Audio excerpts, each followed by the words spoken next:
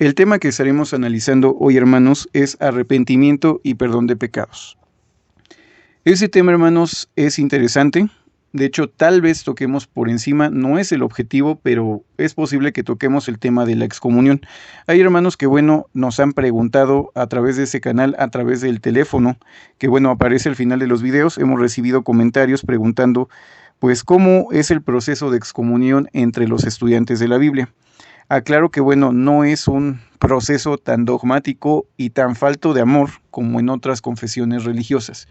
Nosotros tratamos de apegarnos prácticamente al texto bíblico antes de ejecutar alguna especie de juicio contra algún miembro de la iglesia. Sin embargo, cuando digo ejecutar juicio, no es tal cual como lo piensan en otras religiones. Es un proceso totalmente diferente y es un proceso de amor, no un proceso tiránico en el cual, nosotros le retiráramos todos los privilegios a una persona. Obviamente hay un retirar privilegios, pero no es de una forma tan dogmática como algunas otras, organizaciones religiosas lo hacen. Hay un proceso bíblico marcado, entonces tratamos de apegarnos más a lo que viene en las escrituras. No es el punto, pero es posible que hablemos un poco acerca de la excomunión. El punto principal es acerca de qué pasa cuando uno ha pecado y cómo es el proceso de confesión. El estudio tiene como base, hermanos, un texto que fue escrito en la revista El Alba. Es un artículo de la revista El Alba que se llama Dios responde a Salomón. Es la lección 1 de Estudios Bíblicos Internacionales de la Biblia. Bien, hermanos, como en todos los estudios bíblicos internacionales de la Biblia, hay un texto clave. Hay un texto clave, hermanos, hay una lectura base seleccionada para el estudio. En ese caso, los hermanos han escogido Segunda de las Crónicas, capítulo 7, versículos 12 a 22. Antes de la lectura, hermanos, es importante mencionarles. Lo más importante no es lo que diga su servidor o lo que se publique en ese canal o lo que digan nuestros hermanos de la Asociación de Estudiantes de la Biblia El Alba. Finalmente, todo esto son solo estudios bíblicos, pero su obligación, hermano, es asegurarse con su Biblia de que lo que se está enseñando es correcto. Entonces, si es posible, traiga un cuaderno, traiga un lápiz, apunte los textos bíblicos mencionados, ya que, no todos vienen en la revista El Alba. Si usted quiere leer la revista El Alba, al fin, en la caja de los comentarios de ese video viene un enlace para poder ingresar a la página de la Asociación de los Estudiantes de la Biblia El Alba. Puede leer esa revista y muchas otras más desde hace muchos años que lleva la publicación en español. Sin embargo, también he tratado de enriquecer ese estudio con otros textos bíblicos que he podido localizar en la Biblia. El día de hoy, hermanos, voy a utilizar la Biblia Reina Valera 2009, es la revisión del 2009 por la Iglesia de Jesucristo de los Santos de los Últimos Días, mejor conocidos como mormones. Bueno, hermanos, vamos a comenzar con la lectura bíblica seleccionada para este estudio. Es, como les comento, el estudio 1 o la lección 1 de estudios bíblicos. Estudios Internacionales de la Biblia, es la lección 1 de Estudios Internacionales de la Biblia de la revista El Alba, bimestre enero-febrero 2023. La lectura bíblica seleccionada es Segunda de las Crónicas, capítulo 7, versículos 12 a 22. Repito, segundo libro de las Crónicas, capítulo 7, versículos 12 a 22, y dice lo siguiente: Y se le apareció Jehová a Salomón de noche y le dijo: He oído tu oración y he elegido este lugar como casa de sacrificio. Si yo cierro los cielos para que no haya lluvia, y si mando langosta que consuma la tierra, o si envío pestilencia entre mi pueblo, si se humilla mi pueblo sobre el cual mi nombre es invocado, y ellos oran y buscan mi rostro, y se vuelven de sus malos caminos, entonces yo oiré desde los cielos, y perdonaré sus pecados, y sanaré su tierra. Ahora estarán abiertos mis ojos y atentos mis oídos a la oración en este lugar. Pues ahora he elegido y santificado esta casa para que esté en ella mi nombre para siempre, y mis ojos y mi corazón estarán ahí para siempre. Y si andas delante de mí, como anduvo tu padre David, y haces todas las cosas que yo he mandado, y guardas mis estatutos y mis decretos, yo confirmaré el trono de tu reino, como pacté con David, tu padre, diciendo: No te faltará varón que gobierne en Israel. Pero si vosotros os volvéis y dejáis mis estatutos y mis mandamientos que he puesto delante de vosotros, y vais y servís a dioses ajenos y los adoráis, yo os arrancaré de mi tierra que os he dado, y esta casa que he santificado a mi nombre, yo echaré de mi presencia, y haré que sea como un refrán y burla entre todos los pueblos. Y esta casa que es tan excelsa será asombro para todo aquel que pase y dirá, ¿por qué ha hecho así Jehová a esta tierra y a esta casa? Y se responderá, por cuanto abandonaron a Jehová, el Dios de sus padres, que los sacó de la tierra de Egipto, y abrazaron dioses ajenos, y los adoraron y les sirvieron. Por eso él ha traído todo este mal sobre ellos. Repito, segunda de las Crónicas, capítulo 7, versículo 12 a 22. Eso es bueno lo que dice la palabra del Señor. De todo esto, hermanos, vamos a rescatar un versículo clave, que es segunda de las Crónicas, capítulo 7, versículo 14, que dice, en el 17 dice, es capítulo 7, versículo 14, el texto clave, y dice, si se humilla mi pueblo, sobre el cual mi nombre es invocado, y ellos oran y buscan mi rostro, y se vuelven de sus malos caminos, entonces yo oiré desde los cielos, y perdonaré sus pecados, y sanaré su tierra. Qué palabras tan interesantes, hermanos, qué palabras tan fuertes, porque bueno, cuando uno hace un pacto, hermanos, pues ya hay un compromiso, o sea, seamos honestos, los cristianos, bueno, ya viéndolo desde cierto punto, también hemos hecho un compromiso con Jehová, con Yahvé hemos hecho un compromiso, un sacrificio de muerte. ¿Por qué? Porque nuestro sacrificio no es por un rato, sino que es hasta la muerte. Nuestro objetivo es lo que diría Apocalipsis 2:10, ser fieles a la muerte para obtener la corona de la vida. Precisamente eso simboliza la cruz y la corona, el sacrificio de un cristiano, y que bueno, al final habrá una corona de vida esperándonos, siempre y cuando nosotros hayamos cumplido ese sacrificio que hemos pactado con nuestro Padre Celestial.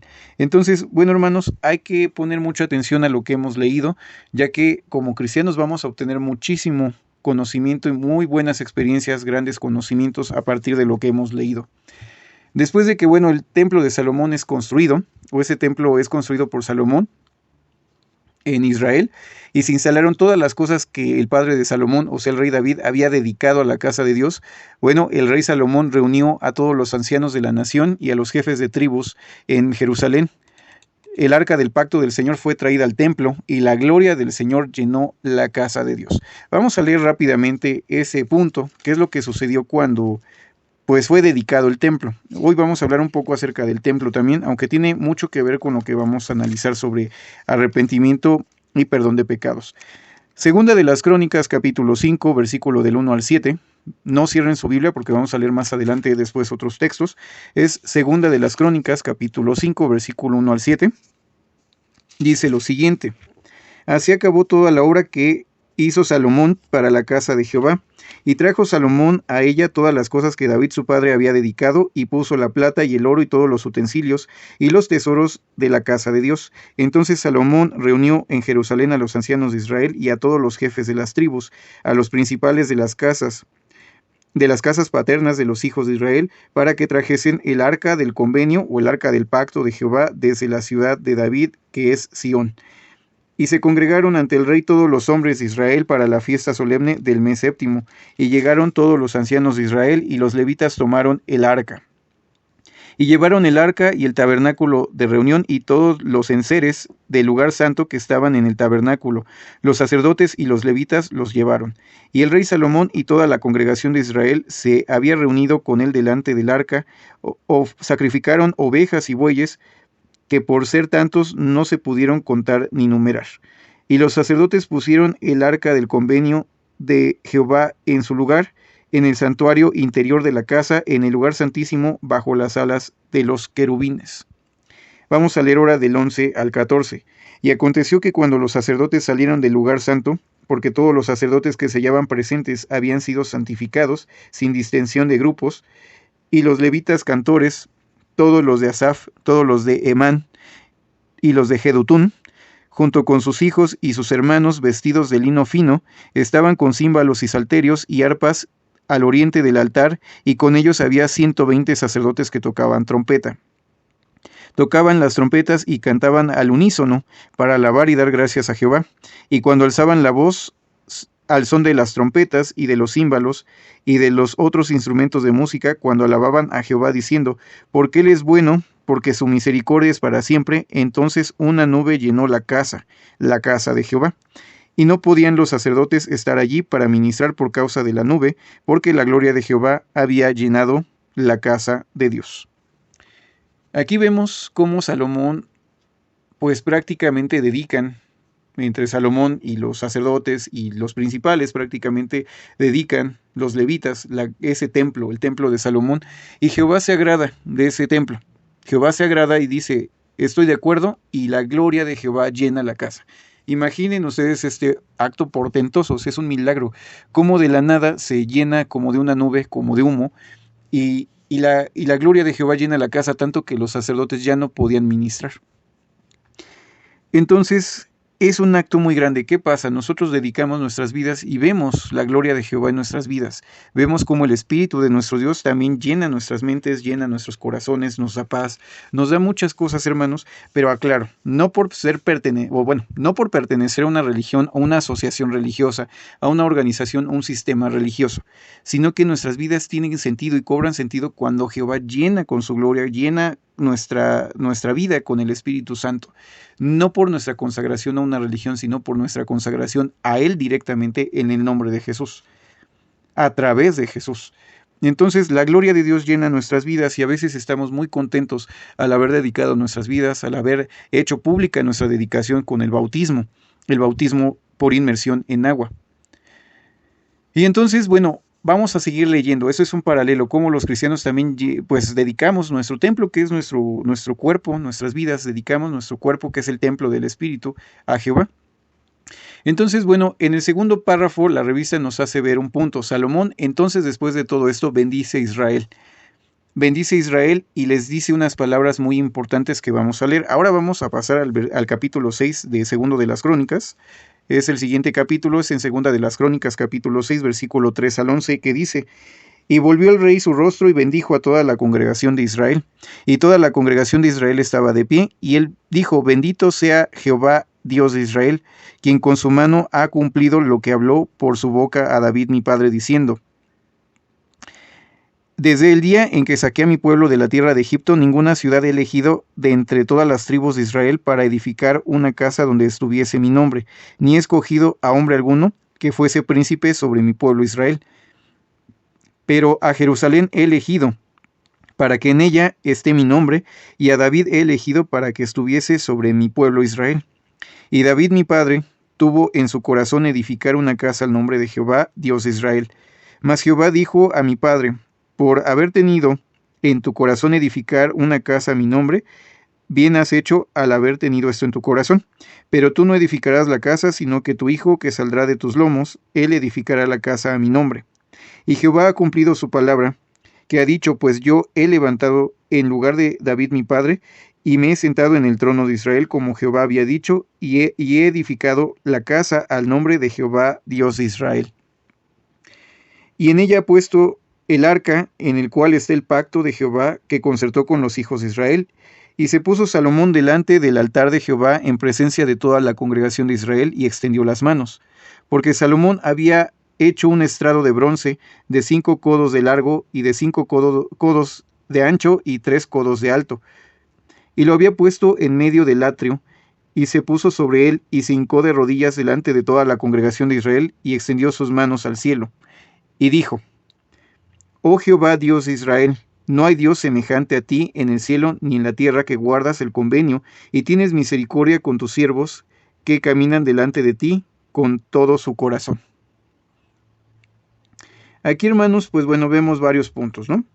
Cómo el rey David, pues bueno, bendice a la congregación y bueno, cómo él mismo habla de cómo él cumple con los convenios, ¿no? Cómo Jehová ha cumplido con sus convenios o con sus promesas, cómo él cumple con los pactos que hace. En especial, bueno, él había hecho un pacto con David y se cumple.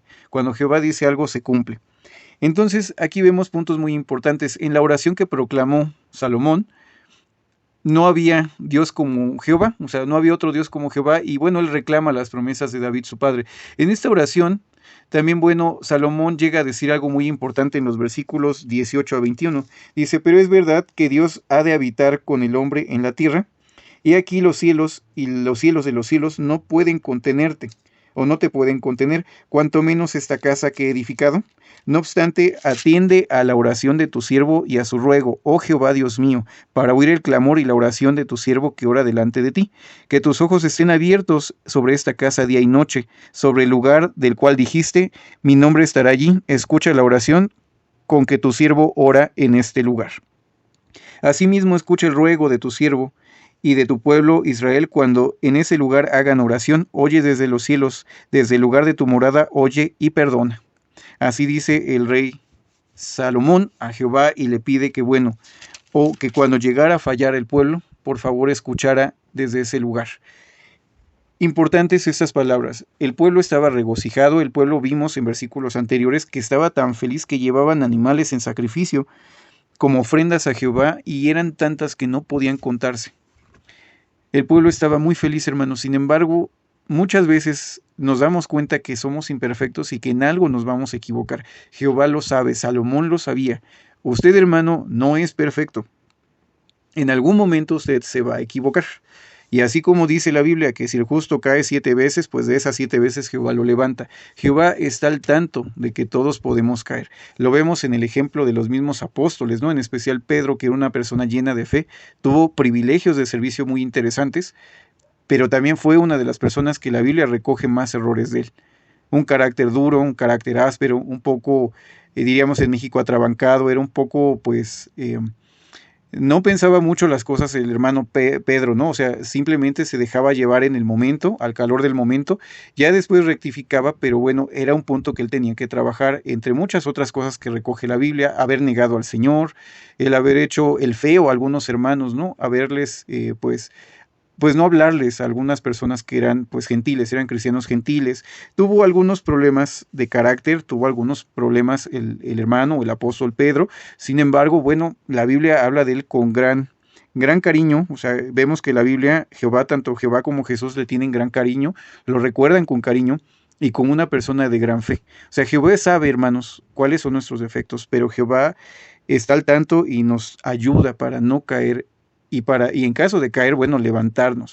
Entonces, el pueblo de Israel, Salomón les dice, sí está bien, muy gozosos todos, estamos muy alegres, pero el día que caigan, que nosotros lleguemos a pecar, por favor, Jehová, escucha y perdona a tu pueblo. Nosotros hoy, hermanos, pues también podríamos hacer lo mismo, ¿no? Pedirle a Jehová desde antes de pecar que nos ayude para no pecar, y si lo llegamos a hacer, que por favor el día que llegue a pasar, que por favor escuche, que sus oídos estén atentos cuando nosotros nos humillemos y entonces pidamos perdón. De hecho, aquí dice claramente, ¿no? La Escritura, que bueno, cuando llegáramos a fallar, bueno, que por favor escuchara nuestras oraciones, ¿no? Le dice que cuando, en el versículo número 19 dice, no obstante, atiende a la oración de tu siervo y a su ruego, oh Jehová, al oír el clamor y la oración de tu siervo. Dice en el 21, dice, escucha el ruego de tu siervo y de tu pueblo cuando en ese lugar hagan oración. O sea, aquí dice muy claro eso, dice, oye y perdona. Le pide a Dios que escuche en ese momento y perdone.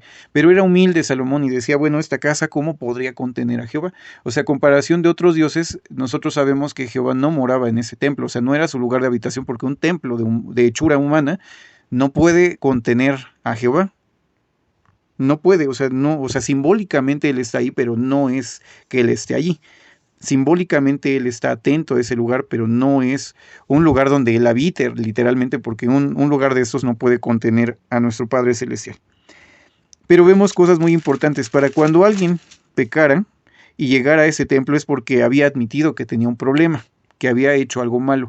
Hay algo muy importante, el arrepentimiento podemos notarlo en el sentido de que cuando alguien se arrepiente, hermanos, pues le pesa la conciencia, o sea, realmente sabe que hizo mal y desea reparar el daño con quien hizo el daño. Nosotros al tener una relación con Jehová, no con una religión, hermanos, saquémonos eso de la cabeza, nuestra relación es con nuestro Padre Celestial. Si nosotros tenemos una relación con Jehová y hemos hecho un pacto con Jehová a través del Señor Jesucristo y hemos hecho un pacto también con Jesucristo de muerte, de sacrificio hasta la muerte, entonces a quien le fallamos no es a los hermanos, no es a nuestra religión, le estamos fallando a Dios. Podemos engañar a los hermanos, podemos engañar a cualquier persona, pero a quien no podemos engañar es a Dios. Entonces, ¿a quién tenemos que pedirle perdón, hermanos? es a Jehová. Es muy importante tener eso en mente. El trato que hacemos los cristianos y que los judíos hicieron en ese momento era con Jehová. ¿Y a quién iban a ir a confesar sus pecados? Ahí mismo Salomón lo está diciendo. El día que el pueblo venga y ore delante de ti, se confiese, escucha, oye desde los cielos, desde el lugar de tu morada, oye y perdona. ¿A quién iban a pedirle perdón los israelitas? ¿A quién vamos a irle a pedir perdón? Es a Jehová. Nada más a Jehová. Una persona no nos puede perdonar. O sea, si yo voy y me confieso con los ancianos, tal vez lo hablemos más adelante, pero eso es un decirlo, ¿no? Si me confieso con los ancianos, con los presbíteros o con los pastores de mi localidad, ellos no tienen o sea, no pueden perdonarme porque ellos son hombres tan pecadores como yo. Quien tiene que perdonarme es Jehová, no los hombres. Ellos me pueden aconsejar, me pueden decir qué hacer. Puede la iglesia tomar la decisión de expulsarme, de excomulgarme, pero hay ciertos requisitos bíblicos, no es como en otras religiones. Pero lo importante es que yo primero confiese mi pecado a Jehová. Vamos a tener ahorita este punto, no nos vamos a ir ahorita a otros puntos, solo hay que entender el primer punto. Mi relación es con Jehová, no con una religión. Entonces, si yo pequé, yo hago lo que hicieron los israelitas, me acerco a Jehová, me confieso delante de Jehová, pido perdón y obviamente debe de haber arrepentimiento. Aquí vemos algunos puntos muy importantes. Vamos a seguir leyendo porque aquí viene o nos habla acerca de algo muy interesante. Esta revista, y les voy a leer textualmente este párrafo, dice: como cristianos debemos seguir pasos similares. Primero, debemos humillarnos y reconocer nuestros errores. Punto importante, humillarnos delante de Jehová, no ante un cuerpo de hombres o ante una religión. Es humillarnos delante de nuestro Dios, reconocer nuestros errores y confesar nuestros pecados en oración a Jehová. Y reconocer sus normas justas que Él nos ha dado, reconocer que hemos hecho mal. Vamos a leer rápidamente Primera de Juan capítulo 1, versículo 9. Primera de Juan 1, 9. Se los voy a leer de esta Biblia que he estado utilizando en todo el estudio. Es Primera de Juan 1, 9, que dice lo siguiente: si confesamos nuestros pecados, Él es fiel y justo para perdonar nuestros pecados y limpiarnos de toda maldad. Aquí Juan está hablando precisamente de Dios, de nuestro Padre Celestial. Estamos hablando de Dios y Él es, si nosotros nos confesamos a Él, confesamos nuestros pecados, Él es fiel y justo para perdonar nuestros pecados y limpiarnos de nuestra maldad. Cuando nosotros hemos pecado, si bien nos humillamos y reconocemos nuestros errores, en oración también debemos de tener fe que el sacrificio de Jesús puede cubrir o pagar esta falta que he cometido. Eso es parte de ser un cristiano, creer en Jesús que Él puede pagar y va a pagar esta deuda. Jehová sabe que usted es pecador y que en algo puede que llegue a fallar. No es para que tomemos, como dice Pablo, la gracia de balde, ¿no? Y que pequemos para que la gracia cada vez sea más grande. No. O sea, hay que esforzarnos por no pecar, pero si llega a pasar, tenemos que tomar en cuenta esto. Debemos reconocer nuestros errores, confesarlos en oración a Jehová, reconocer que hemos hecho un mal y que justas son sus leyes, y sobre todo tener fe que la sangre de Jesús puede pagar los pecados. Hay hermanos que lamentablemente viven en un profundo estado de arrepentimiento que no los deja dormir, que los hace sentir mal. Otros tantos hermanos han pecado y bueno, por los procesos de otras religiones no los han querido confesar porque tienen miedo a la excomunión de las iglesias, a cómo los van a ver a los pastores o los ancianos y qué castigos van a recibir. Sin embargo, hermanos, hay un punto muy importante. Hay miedo al hombre, hay miedo a una religión, hay miedo malsano. Y lo peor de todo es que hemos echado a la basura nuestra relación con Dios. Y Jehová no tiene la culpa de que algunas religiones tengan procesos tan horrendos a veces. La verdad es que hay unas religiones que tienen unos procesos bastante macabros para los pecadores, cosas que ni vienen en la Biblia.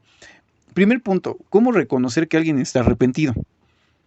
Bueno, si yo estoy pecando, hermanos, y simplemente ni lo confieso, mi conciencia no me molesta y yo sigo haciendo lo que quiero, ahí no hay arrepentimiento. De hecho, aquí la revista nos dice que arrepentimiento viene de la palabra repent en griego y significa pensar diferente, cambiar nuestros pensamientos y nuestra conducta. Entonces, si uno realmente está arrepentido, pues obviamente uno cambia su pensamiento, reconoce que hizo algo mal.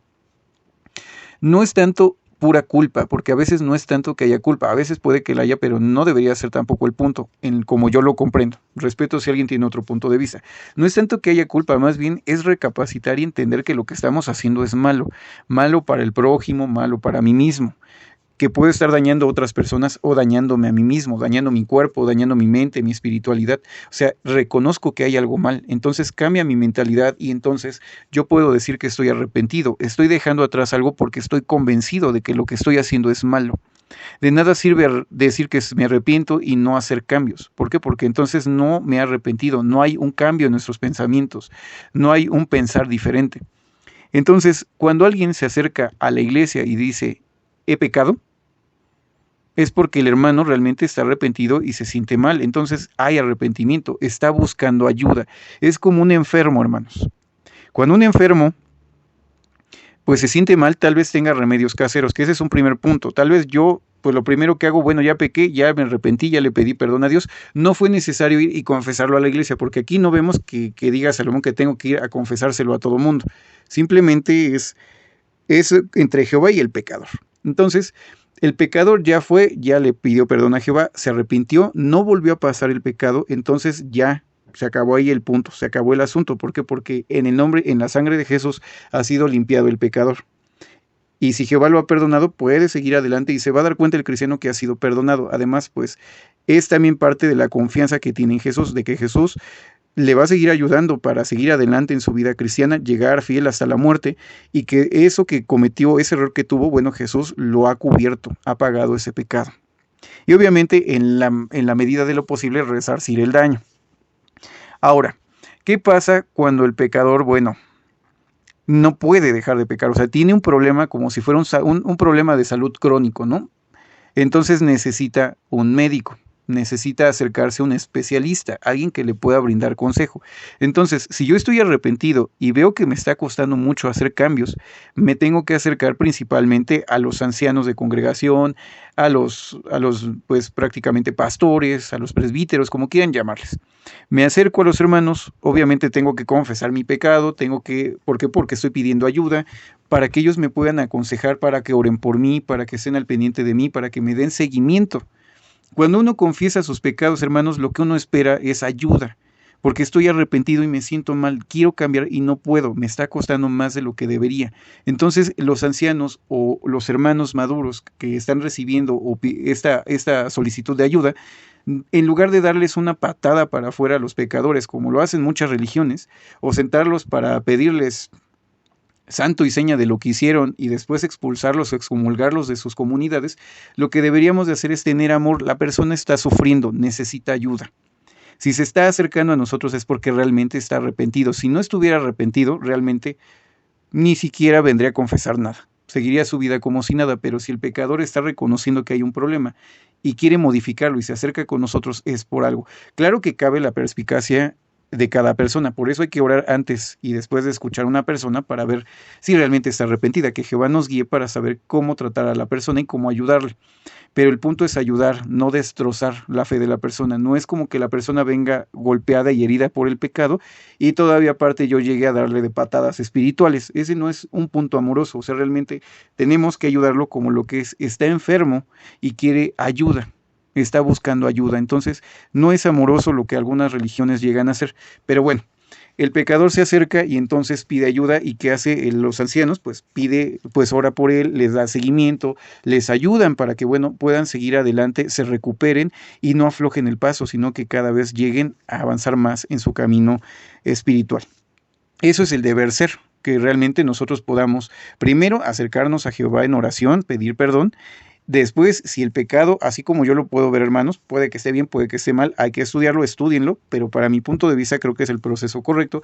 Entonces, si el pecador no puede, entonces se tiene que acercar con los médicos espirituales, con las personas pues de mayor experiencia en la iglesia. Y si aún así no se puede, pues bueno, pedirle a la iglesia que ore por el pecador, pero tendría que haber cambio, tiene que haber mucha fe, hermanos. Sin fe no se puede hacer nada, la fe mueve montañas. Hay que tener fe en que Jehová nos puede ayudar, puede arreglar nuestra situación y vamos a seguir adelante, no por nuestras fuerzas, sino por la fuerza que nos da el Espíritu de nuestro Dios. Ahora, dice aquí en el último párrafo de la revista, si andamos en luz, como Él está en luz, tenemos comunión unos con otros, y la sangre de Jesús su Hijo nos limpia de todo pecado. Si decimos que no tenemos pecado, nos engañamos a nosotros mismos, y la verdad no está en nosotros. Si confesamos nuestros pecados, Él es fiel y justo para perdonar nuestros pecados y limpiarnos de toda maldad.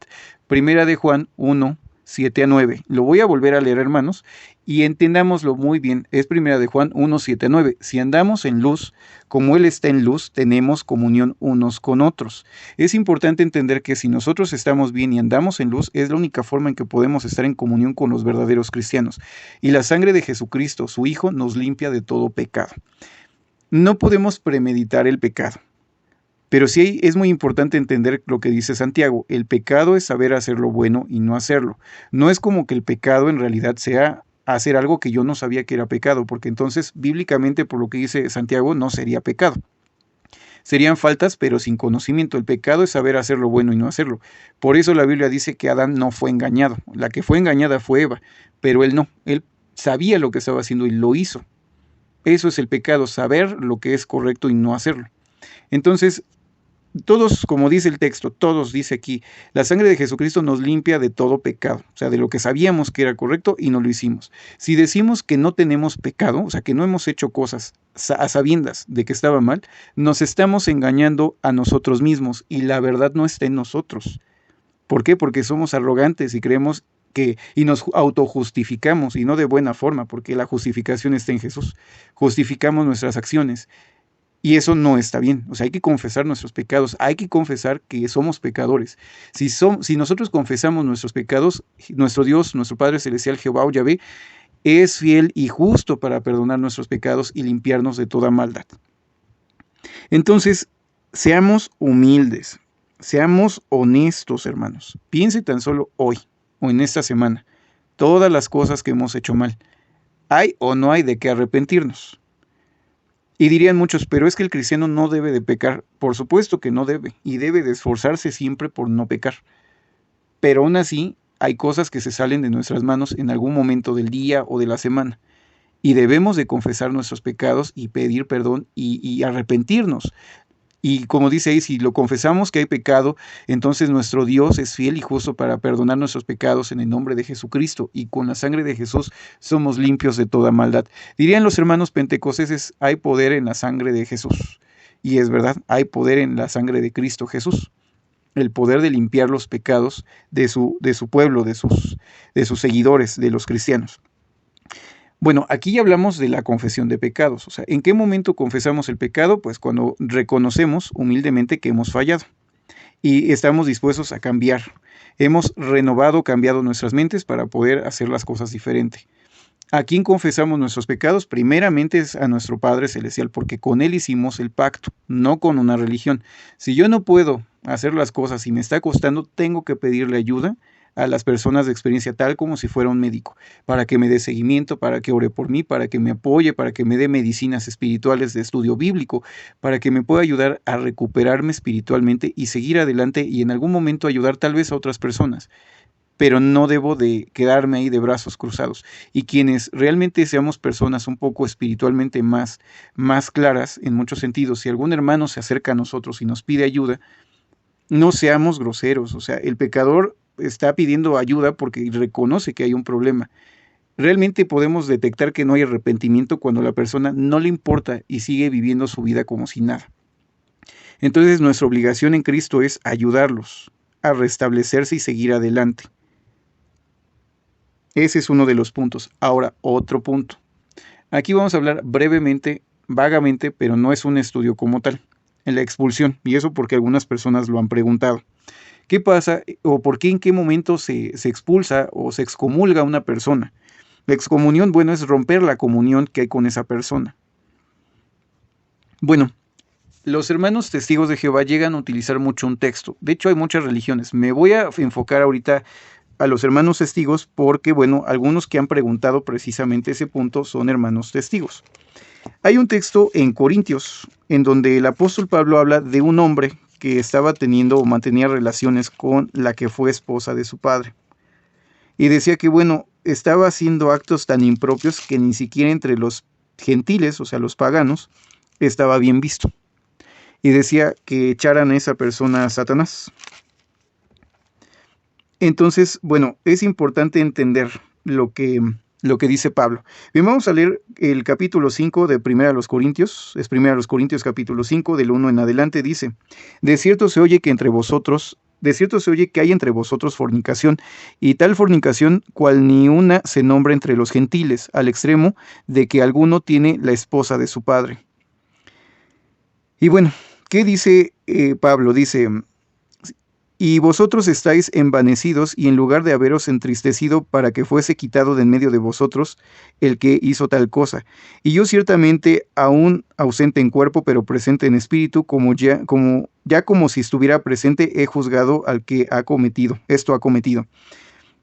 Dice: en el nombre de nuestro Señor Jesucristo, reunidos vosotros y mi espíritu con el poder de nuestro Señor Jesucristo.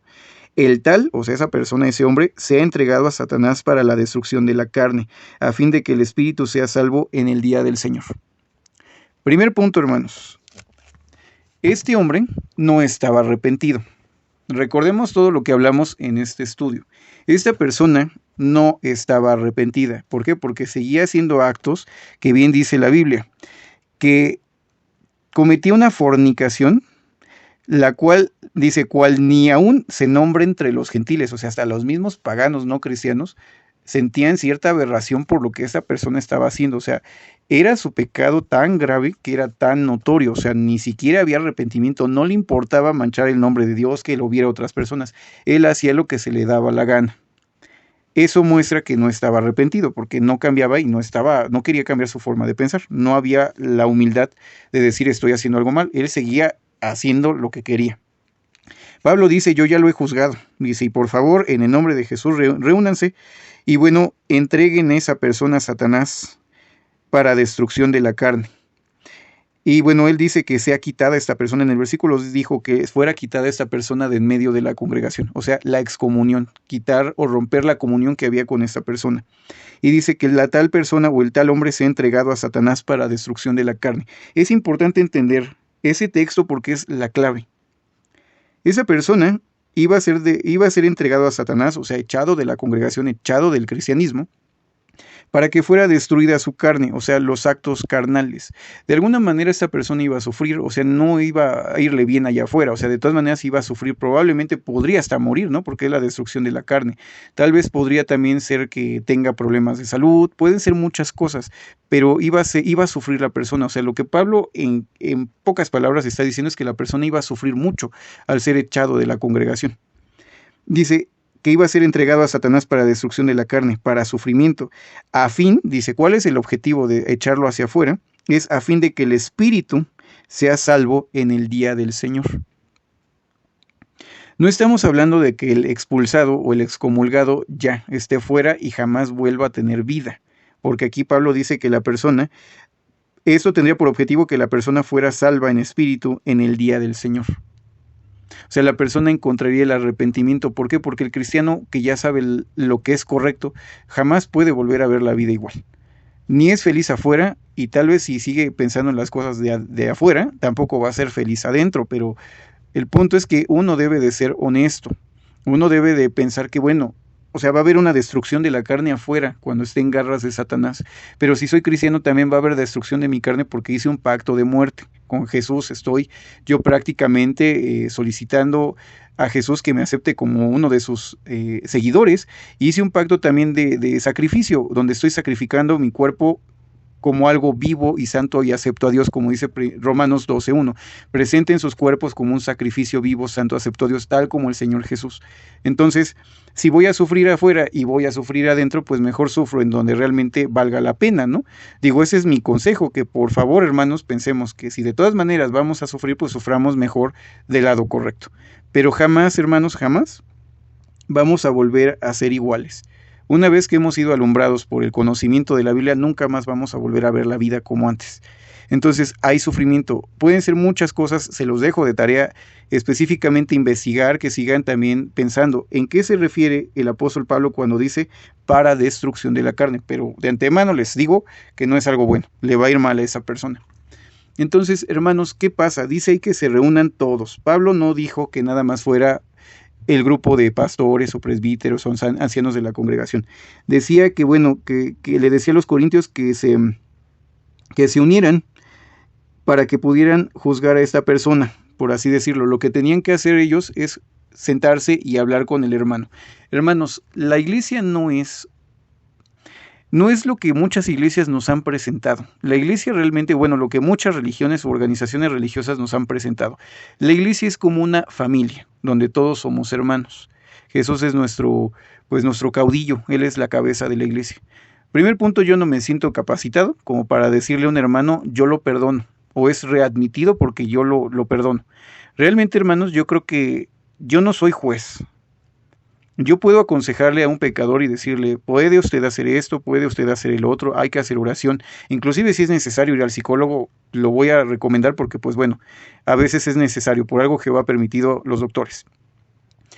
Pero yo no puedo decirle que usted está o no está bien con Dios, porque es un pacto, usted sabe lo que hace, yo no puedo verlo, yo no puedo ver su interior, pero Jehová sí. Lo único que puedo decir es que la base para la excomunión, hermanos, es si el pecador está arrepentido o no. Pero eso se ve inmediatamente por sus obras. Una persona puede decir estoy contento, pero si su cara y sus actos demuestran que no, pues no está contento. ¿Estamos de acuerdo? Entonces los actos son lo que también lo demuestra. De la abundancia del corazón habla la boca. Y también prácticamente de lo que hay en nuestro corazón es lo que hacemos. Entonces, si esta persona es como este fornicario de la antigüedad que está manchando el nombre de Dios, está dando un pésimo testimonio, inclusive la gente de alrededor se espanta y eso que ni siquiera son cristianos, eso demuestra que no hay arrepentimiento, que no le importa su relación con Dios ni manchar el nombre de Dios. Esa persona debe de ser llevada a un, no juicio, vamos a llamarle más bien a una intervención. Yo creo que la palabra correcta es una intervención en la iglesia. Obviamente los ancianos o quien lo vea tendría que hablar con él como dijo Jesús, ir con él, hablar con él y decirle, hermano, usted está mal. Si no lo arregla, voy con 2 testigos. Si no lo arregla, voy y se lo digo a toda la congregación. Pero no es por chisme, sino para que la congregación como una gran familia se acerque al pecador y le diga, hermano, lo invitamos a esta reunión no porque queramos juzgarlo, sino porque nos importa usted como hermano.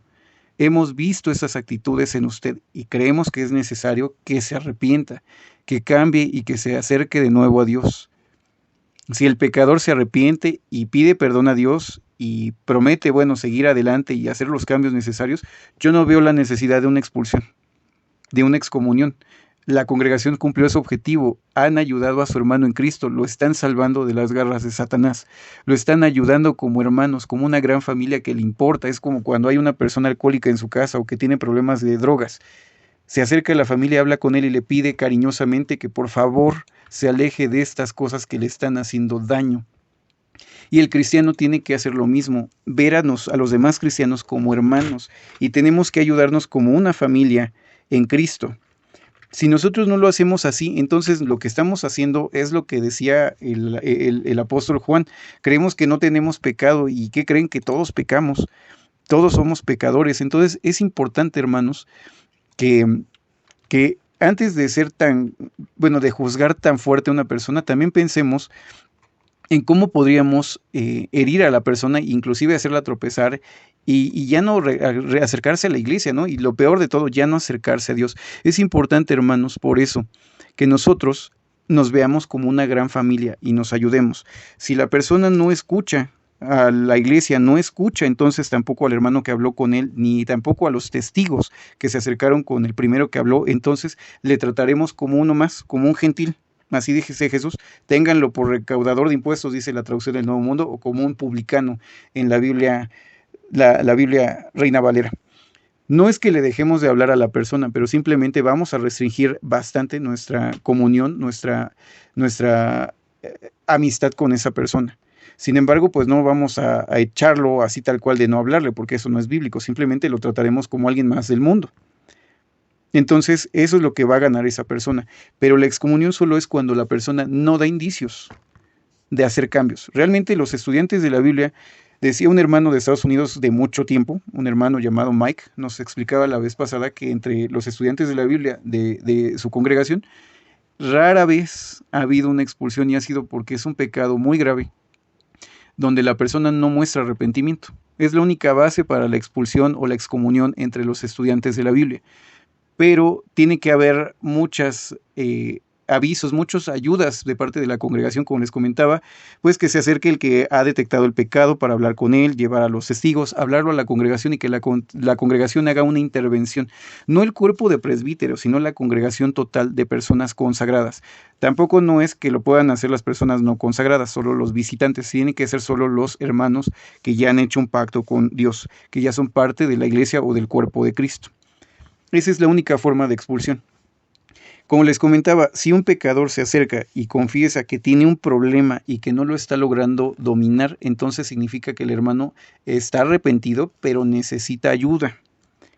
Y eso no es un motivo de expulsión, al contrario, es un motivo para que la iglesia esté con él, le dé seguimiento, ore con él, esté con él como un enfermo que necesita comida, un enfermo que necesita ayuda, un enfermo que necesita amor, porque el amor es la base, hermanos. El amor puede ayudar al pecador. De hecho, hay un himno que se llamaban coritos, que regularmente cantaban los hermanos pentecosteses. Dice, una mirada de fe es la que puede salvar al pecador. Una mirada de amor, hermanos, es lo que puede salvar al pecador, que puede arrebatarle de las manos a Satanás a ese pecador, para que se siga acercando a Dios y no falle en esa consagración que ha hecho.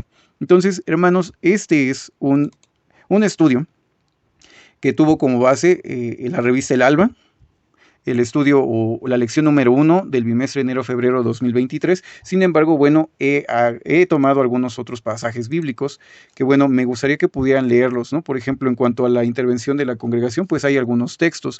Por ejemplo, en Santiago 5:16 dice, por eso confiésense unos a otros sus pecados y oren unos por otros para que sean sanados, y la oración del justo es poderosa y eficaz.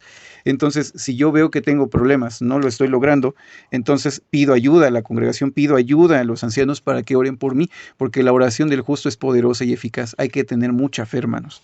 Si confesamos nuestros pecados a Dios, Él es justo y nos perdonará y nos limpiará de toda maldad. Primera de Juan 1:9. Proverbios 28:13, quien cubre su pecado jamás prosperará, quien lo confiesa y lo deja halla perdón. Proverbios 28:13, Salmos 32:5 dice, pero te confesé mi pecado y no oculté mi maldad. Y me dije, voy a confesar mis transgresiones al Señor, y tú perdonaste mi maldad y mi pecado. Esas son palabras de David. David también había pecado y decía, de hecho, en ese texto, en los primeros versículos del capítulo 32, lean por los primeros 5 o 6 versículos del capítulo 32 de Salmos, donde dice David que cuando pecó, ese sentimiento era algo que quemaba sus huesos. A veces nos sentimos tan mal que parece que quema nuestros huesos el pecado, nuestros sentimientos pues negativos. Entonces acerquémonos a Dios en oración y veamos lo que dijo David. Confesé mis pecados al Señor y tú perdonaste mi maldad y mi pecado. Entonces es lo mismo que va a pasar con nosotros. De hecho, sí voy a leer parte, porque se me hace muy interesante ese salmo de David, que precisamente habla de lo que él hizo, porque él mató, fornicó, hizo muchas cosas indebidas, mintió sobre todo. Y dice, bienaventurado aquel cuya transgresión ha sido perdonada y cubierto su pecado. Bienaventurado el hombre a quien Jehová no culpa de iniquidad y cuyo espíritu no hay engaño. Mientras callé, se envejecieron mis huesos en mi gemir todo el día, porque de día y de noche se agravó sobre mí tu mano, y se volvió mi verdor en sequedades de verano. Mi pecado te declaré y no encubrí mi iniquidad. Dije, confesaré mis transgresiones a Jehová. Es importante, confesaré mis transgresiones a Jehová, y tú perdonaste la maldad de mi pecado. Entonces, ¿a quién haremos oración para pedir perdón y confesar? Es a Jehová primeramente. Bien, hermanos, pues son algunos textos que puedo compartirles. Espero que el estudio les sea de ayuda. Si el estudio les sirve a otra persona, por favor, compártanla con otros cristianos para que puedan aprender más acerca de lo que es el arrepentimiento, el perdón de pecados, y también acerca de la excomunión o de la expulsión de la iglesia. ¿Cómo es el proceso correcto bíblico? Eso es lo que yo pude investigar. Si hay algún comentario, pueden compartirlo, de preferencia a través del número telefónico que están viendo en pantalla, o bien a través del correo que también están viendo en pantalla. No sugiero los comentarios del video porque soy malísimo para darle seguimiento, no logro entender muy bien la aplicación, pero si gustan dejarlo y otra persona lo lee, pues bueno, es correcto. Bien, hermanos, pues ese es el estudio, compártanlo con quien crean que puede serle de apoyo. Dudas, comentarios, solicitudes para estudio bíblico, pueden solicitarlos al número que están viendo en este momento en pantalla, que es un número de México. Manden por favor únicamente su mensaje a través de WhatsApp al número +521 72 98 10 38 12. Repito, más 52 1 72 98 10 38 12, o bien al correo de estudiantesigurososdelabiblia@gmail.com, estudiantesigurososdelabiblia@gmail.com. Si no se han suscrito al canal, hermanos, por favor suscríbanse, opriman la campana, pónganle en todas las notificaciones para que YouTube les avise cuando se suba un nuevo video a este canal. Bien, hermanos, pues es todo por mi parte. Les reitero que, hemos estado teniendo reuniones los días domingos a las 8 de la mañana de México para, estudiar algunos puntos bíblicos. Hemos estado estudiando últimamente el libro de Apocalipsis, también el libro de Génesis directamente de la Biblia, sin apoyos teológicos.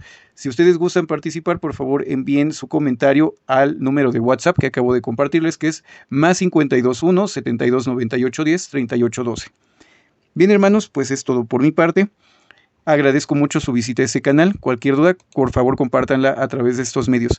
Me despido con las palabras de 2 Corintios, capítulo 13, versículo 14. 2 Corintios 13, 14.